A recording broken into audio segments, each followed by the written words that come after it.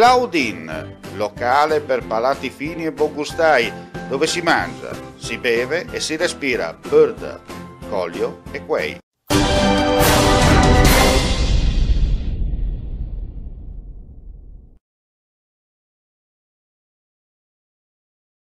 Un cordiale saluto gentili amici e amiche all'ascolto, edizione mattutina del nostro audiogiornale. Apriamo subito con la cronaca. È giunto in questura con le mani ancora sporche di sangue dopo aver ucciso la compagna con numerose coltellate al collo. Il fatto è accaduto nella notte a Roveredo in Piano, in provincia di Pordenone.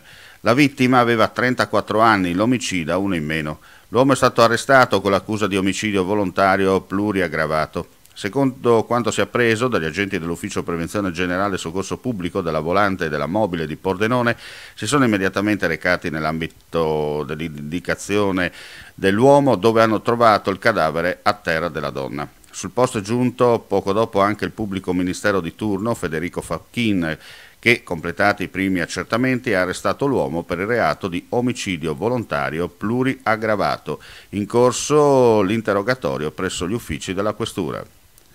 Sono riprese questa mattina le ricerche di Giordano Sanson, il pescatore gradese di 77 anni disperso da martedì.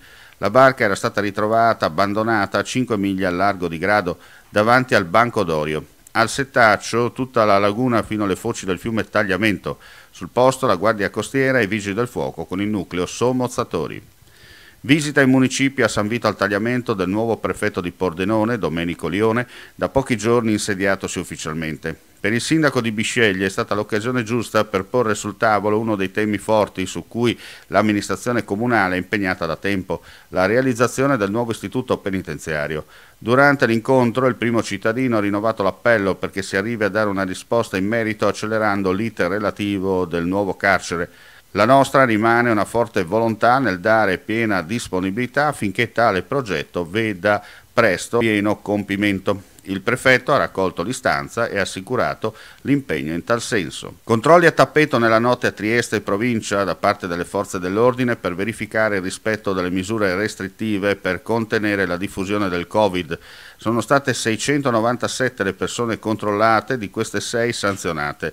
2 durante il coprifuoco tra le 22 e le 5, 4 da parte dei carabinieri e 2 da parte della Volante della questura. Tutti in regola gli 80 locali controllati dai militari dell'Arma e dalla polizia locale e dalla divisione di polizia amministrativa e sociale della questura di Trieste, secondo quanto rende noto la prefettura attraverso la nota quotidiana diffusa.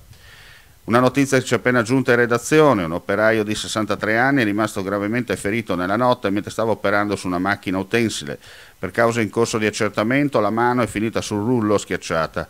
L'infortunio è avvenuto in un'azienda ubicata nella zona industriale Ausa Corno a San Giorgio di Nogaro. Soccorso dagli operatori del punto di primo soccorso di Porto Margaret, è stato successivamente trasferito in ambulanza a Palmanova, per fortuna fuori pericolo di vita, in codice arancio, dove si trova tuttora ricoverato. Per far luce sull'accaduto anche gli ispettori del lavoro. E con questa notizia è tutto, vi ringraziamo come sempre per l'ascolto e vi diamo appuntamento intorno alle 15 per l'edizione quotidiana del nostro videogiornale.